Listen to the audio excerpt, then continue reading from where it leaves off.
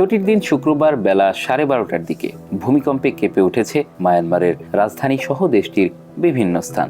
7.7 মাত্রার এই ভূমিকম্পের উৎপত্তিস্থল ছিল বাংলাদেশ থেকে 597 কিলোমিটার দূরের মিয়ানমার। গত 20 বছরে মিয়ানমারে এমন ভূমিকম্প দেখা যায়নি।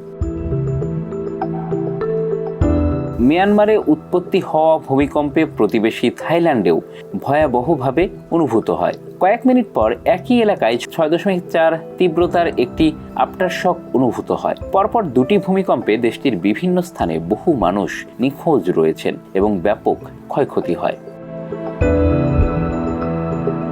এবার দেখে নেব গত 2 দশকে বিশ্বের নানা প্রান্তে ঘটে যাওয়া ভূমিকম্পের ঘটনা। 2023 সালের 7, 11 ও 15 অক্টোবর আফগানিস্তানে 3 দফা ভূমিকম্পে প্রায় 1,500 নিহত ও 2,000-এরও বেশি আহত হন। এছাড়া 2015 সালে 7.8 মাত্রার ভূমিকম্পে দেশটির পাশাপাশি পাকিস্তানের উত্তরাঞ্চলে প্রায় 400 লোকের মৃত্যু হয়। 2023 সালের 6 ফেব্রুয়ারি তুরস্ক সিরিয়ায় 7.8 মাত্রার এক শক্তিশালী ভূমিকম্প হয়। এতে 5,99,259 জন নিহত হয়। হাইতির দক্ষিণাঞ্চলে 2021 সালের 14 আগস্ট 7.2 মাত্রার ভূমিকম্পে 2002 শতাধিক নিহত হন। এছাড়া 2010 সালের 13 জানুয়ারি 7 মাত্রার ভূমিকম্পে প্রায় 3,16,000 লোকের প্রাণহানি হয়। 2018 সালে ইন্দোনেশিয়ার সুলাওয়েসি দ্বীপে 7.5 মাত্রার ভূমিকম্পের কারণে 1.5 মিটার সুনামি হয়। এতে 4,003 শতাধিক নিহত হয়। 2004 সালে সুমাত্রায় 9.15 মাত্রার ভূমিকম্পের প্রভাবে সুনামি হয়, যা ইন্দোনেশিয়া, থাইল্যান্ড, ভারত, শ্রীলঙ্কায় ও এই অঞ্চলের আরও একাধিক দেশে আঘাত হানে। এতে অনেক গ্রাম ও পর্যটন দ্বীপ ধ্বংস হয়ে যায় এবং প্রায় 2,30,000 নিহত ও নিখোঁজ হন। ইরানের পূর্বাঞ্চলীয় কেরমানশাহ অঞ্চলে 2017 সালের 12 নভেম্বর 7.3 মাত্রার ভূমিকম্পে 4 শতাধিক লোকের প্রাণহানি হয়।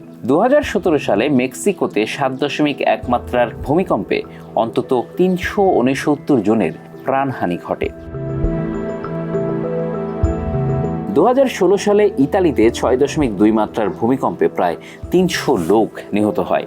একই বছর ইকুয়েডরে 7.8 মাত্রার ভূমিকম্পে 6.5 শতাধিক লোক নিহত হন। নেপালে 2015 সালে 7.8 মাত্রার ভূমিকম্পে প্রায় 9,000 লোক মারা যান। 2014 সালে চীনে 6.3 মাত্রার ভূমিকম্পে অন্তত 600 জন এবং 2008 সালে 7.8 মাত্রার ভূমিকম্পে প্রায় 87,600 জন মারা যান। পাকিস্তানের বেলুচিস্তানে 2013 সালে 7.7 ও 6.8 মাত্রার দুটি ভূমিকম্পে অন্তত 825 জন ও 2005 সালে 7.6 মাত্রার ভূমিকম্পে অন্তত 73,000 লোক নিহত হন। এর প্রভাবে কাশ্মীরেও 1,244 জনের মৃত্যু হয়। ইরানে 2012 সালে 6.4 ও 6.3 মাত্রার দুটি শক্তিশালী ভূমিকম্পে অন্তত 300 জন এবং 2003 সালে 6.6 মাত্রার একটি ভূমিকম্পে প্রায় 31,000 লোকের মৃত্যু হয়। জাপানের উত্তর পূর্বাঞ্চলে 2011 সালের 11 মার্চ 9 মাত্রার ভূমিকম্প ও সুনামিতে প্রায় 15,690 জন নিহত হন।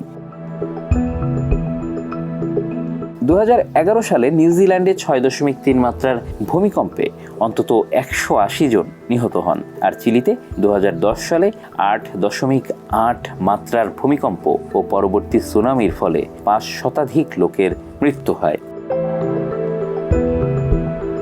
Bangla affairs news desk.